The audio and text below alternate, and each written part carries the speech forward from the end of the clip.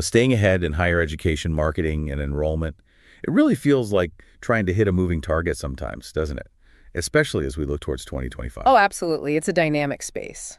So we've pulled together some really interesting discussions and analyses recently, stuff that sheds light on what's changing and, more importantly, what those changes actually mean for how you attract and enroll students. Yeah, getting practical about it. Exactly.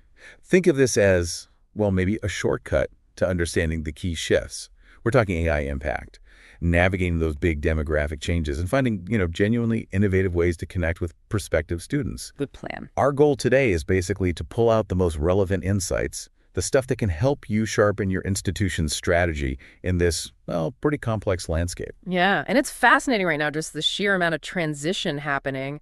Some people in the field are actually calling it the messy middle. Messy middle, huh? Yeah, and I think that really captures the feeling. We're seeing pressures from, well, all sides: economic uncertainty, definite shifts in who's even considering college these days, rapid tech changes, more intense competition for students, obviously, and, a noticeable erosion of public trust in higher ed as a whole.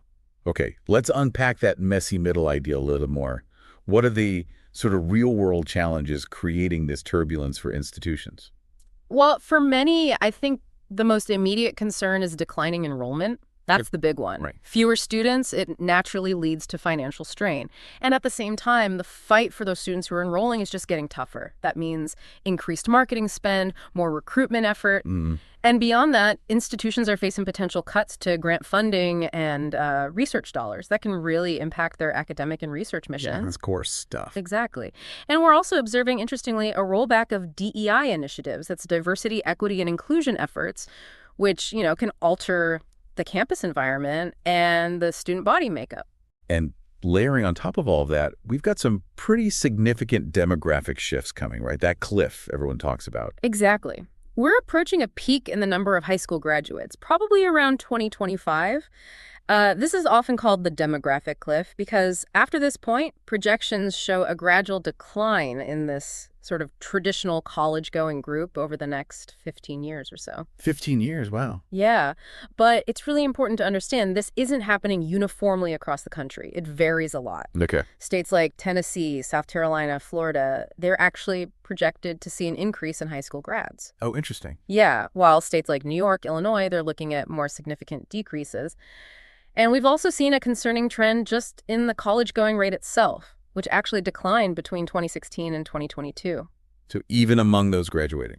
Yeah, it suggests that even among those graduating high school, a smaller percentage are choosing to go straight to higher ed. That definitely paints a picture of a, well, shrinking pool in many areas. And I know there's been a lot of talk about whether people even see the value of a college degree the same way anymore, plus concerns about cost, obviously. Those are absolutely critical factors right now. The perceived ROI, the return on investment of a degree, is being questioned more than ever. And the rising cost of tuition is just a major barrier for so many families.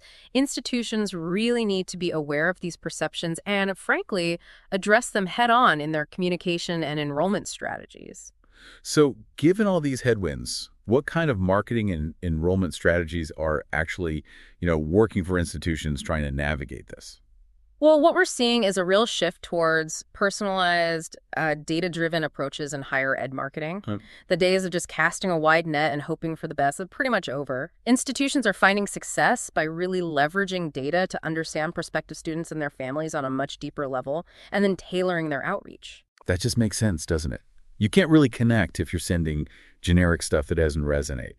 How does this data-driven approach actually translate into concrete tactics? Well, a key element here is something called conversion rate optimization, or CRO. CRO. Essentially, CRO is about making your online presence work harder to turn interested visitors into actual enrolled students. This involves really digging into how prospective students interact with your website, your digital platforms, Right. techniques like A/B testing, different versions of web pages or emails to see what works best, personalizing the online experience based on a student's profile or maybe information they've already shown interesting, and just making sure you have clear, compelling calls to action at each stage. Yeah. All that is crucial for CRO. The goal is really to guide potential students and their families smoothly through that enrollment funnel. It sounds like really understanding their online behavior is just paramount. Absolutely. And that understanding needs to extend to recognizing that you're often talking to two distinct but connected audiences, Hmm. the students themselves and their parents or guardians. Oh, right. Two audiences. Yeah, their habits for consuming info and their motivations in the college search can be quite different. For example, research shows both students and parents use platforms like YouTube for research and social media, obviously, but the type of content they're looking for and the reasons they're engaging will vary quite a bit. So what are some of those key differences? What are students and parents prioritizing? Well, for students, factors like specific details about academic programs, opportunities for hands-on learning, and importantly, potential career outcomes after graduation tend to be top of mind. Makes sense. They want to see the future. Exactly. They want to envision their future and see how your institution helps them get there. Parents, on the other hand, often place a higher emphasis on overall affordability, safety, and security at the campus, and the school's academic reputation or prestige. Got it. So, effective marketing needs to address both sets of priorities, often through different channels and with, tailored messaging that speaks directly to their specific concerns. This naturally leads us towards technology, which is always changing. Yeah. How's tech impacting marketing and enrollment now? And where does AI fit in all this? Technology and, especially the advances in artificial intelligence, they have the potential to really reshape a lot of workflows within higher ed, definitely including marketing and enrollment. Okay, like how? Well, for example, Adobe recently previewed a tool called Project Slide Wow. It's designed to automatically generate PowerPoint presentations from raw customer data. What's interesting for marketing is that it integrates directly with Adobe Customer Journey Analytics, and it focuses on highlighting key data insights without necessarily relying on large language models. This could really streamline creating those data-backed reports and presentations for marketing teams. Yeah, it sounds like it could free up time for more strategic thinking, maybe? That's the idea. Another significant development is that Anthropic's AI model, Claude, has now gained the ability to do real-time web searches. Oh, okay. Like Google or Bing. Sort of, yeah. It closes a key gap with competitors. It means Claude can now access and synthesize up-to-the-minute information from the web. For higher ed, this could be a valuable tool for, say, market research, staying on top of emerging trends relevant to students, and even helping inform strategic decisions at the institutional level. Beyond those specific tools, what are some broader ways AI might get integrated? Oh, the potential applications are pretty diverse. We're seeing exploration of AI in administrative tasks, improving efficiency there, developing more personalized and adaptive teaching methods, streamlining assessment processes, and enhancing the overall student experience through things like AI-powered chatbots for support. Right, the chatbot. Yeah.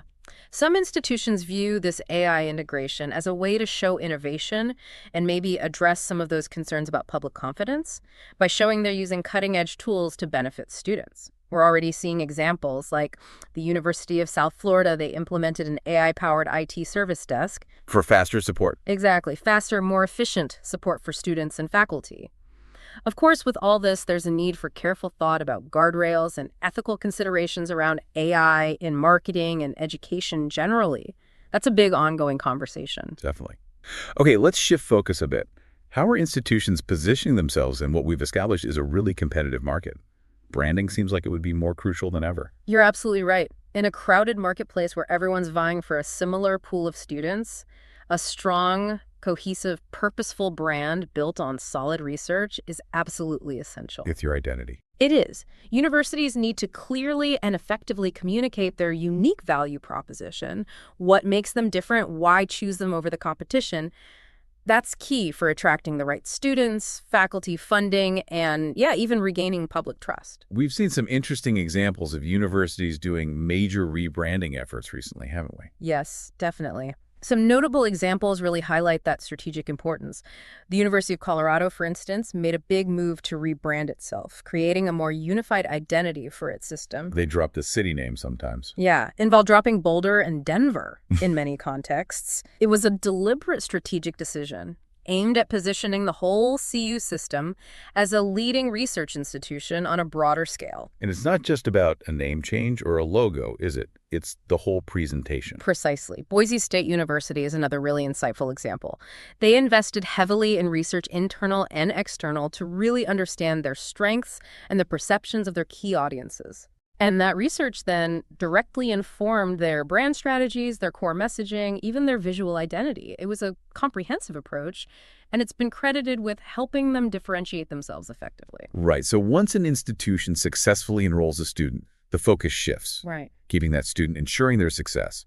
Retention seems like a massive piece of this puzzle, especially with those demographic challenges looming. That's exactly right. With, frankly, significant numbers of students not completing their degrees, proactive, effective retention strategies aren't just a nice to have anymore, they're a necessity. Yeah. The data from 2022 on completion rates and dropout numbers really underscores the urgency. Losing students directly impacts tuition revenue, sure, but it also affects the institution's reputation and, most importantly, the student's own goals. What are some of the main reasons students end up leaving before they finish? Well, there are a number of interconnected factors. Academic struggles are definitely a major contributor. Financial barriers, huge issue. A lack of a strong sense of belonging or adequate institutional support can make students feel disconnected. Mental health challenges are increasingly recognized as a significant factor, too. And just the various life responsibilities students juggle work, family can sometimes become overwhelming. So what are some concrete steps colleges can take to actually improve retention? A comprehensive, multifaceted approach is really key. Implementing early intervention systems is one, using predictive analytics maybe to identify students at risk, and offering timely support. Programs like Quad C's Early Alerts are an example. Proactive support. Exactly. Reducing financial barriers through scholarships, grants, financial literacy programs, that's crucial. Cultivating a strong sense of campus community through activities, mentoring, supportive faculty relationships helps students feel connected. Strengthening academic support services, maybe even including AI tutoring tools down the line, and definitely expanding access to mental health and wellness resources are vital. And finally, leveraging data-driven strategies to identify those at-risk students and proactively intervene with tailored support is becoming really important. And it seems like investing in retention could also really help the bottom line, couldn't it? Especially given those demographic declines we talked about. Absolutely. Retaining a student who's already enrolled is often far more cost-effective than constantly recruiting new students to fill empty spots. Yeah. Programs like CUNY's ASIP program, that's the City University of New York, which provides financial aid plus intensive counseling, and the University of Southern Maine's focus on just solid basic advising, they've both shown significant success in improving retention. Good examples. Yeah. And furthermore, as student bodies become more diverse, prioritizing equity and inclusion isn't just the right thing to do. It's also a key factor in making sure all students feel supported and have the resources they need to succeed and stay enrolled. Looking beyond the sort of traditional undergrad, there's been more talk about adapting to serve new markets, adult learners, and aligning better with workforce needs. Yes, the idea of pivoting to better serve adult learners, it presents both big opportunities and some pretty considerable challenges for many institutions. Why challenges? Well, effectively engaging and retaining adult learners often requires significant operational, maybe even cultural shifts within a university that's traditionally focused on younger, first-time students. And honestly, right now, there's still a lack of really comprehensive data on the most effective strategies for reaching and supporting this specific group. Okay. And what about the role of higher ed, maybe community colleges specifically, in preparing people for the modern workforce? Community colleges are playing an increasingly vital role there, especially in preparing the workforce for emerging sectors like the rapidly evolving energy economy. Right, green jobs and all that. Yeah. Exactly. The emphasis is shifting towards integrating skills-based training directly into existing degree and certificate programs, rather than creating entirely new standalone degrees. Organizations like NREL, the National Renewable Energy Laboratory, are actively working to engage with community and technical colleges to support this. So understanding specific industry needs is becoming more crucial for these colleges. Absolutely. There's a growing need for better data on exactly where and how workers are currently being trained for specific roles, particularly in high-demand areas like energy production and efficiency. This data helps schools align their programs with local economic development plans. We're also seeing a push to adapt things like internships and faculty development programs to make them more accessible and valuable for community college students and instructors. South Louisiana Community College, SLCC, that's been highlighted as a really interesting example of a community college adapting well. That's correct. SLCC has gotten recognition for its innovative approach. It includes a strong focus on hands-on, skills-based training, developing really deep partnerships with local industries, and providing comprehensive student support services directly aligned with the economic needs of their community. They did a rebrand too. They did. Their recent rebranding efforts also emphasize those strong local ties and their role as a driver of social and economic mobility. And there's also increasing discussion about community colleges potentially using Perkins funds, those federal funds for career and tech for digital marketing, to attract more students to these vital workforce programs. Interesting use of those funds.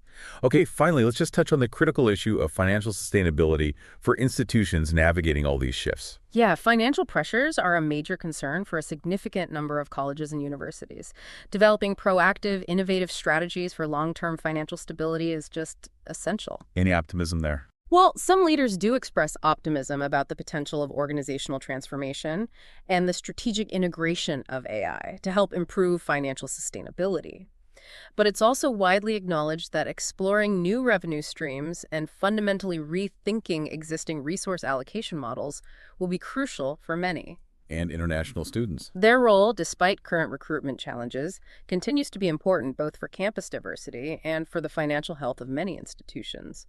And we're also seeing that growing push among wealthier institutions to enroll more low-income students, supported by better financial aid and support programs. So as we wrap up, it really seems like we're looking at a bunch of interconnected themes shaping the future of higher ed marketing and enrollment. Yes, absolutely. The increasing importance of data-driven personalized marketing, the transformative potential of tech and AI balanced with ethical considerations, the critical need for strong, differentiated branding, that essential focus on student retention and success, especially with changing demographics, and the imperative to adapt to new student markets and workforce demands for financial sustainability. All these things are tightly linked. They need to be considered together. It really underscores the need for institutions to be agile, doesn't it? To continuously learn, adapt, and stay closely connected to the evolving needs of students and families. Precisely. And it leaves us with a final question, maybe, for you to consider. As you reflect on all these interconnected shifts we've discussed, which one do you think presents the single biggest opportunity or maybe the most significant challenge for your institution in the coming year? Good question. And what might be some initial steps you could take to proactively address that opportunity or challenge? We definitely encourage you to explore the specific examples and strategies we touched on today as you keep navigating this dynamic landscape.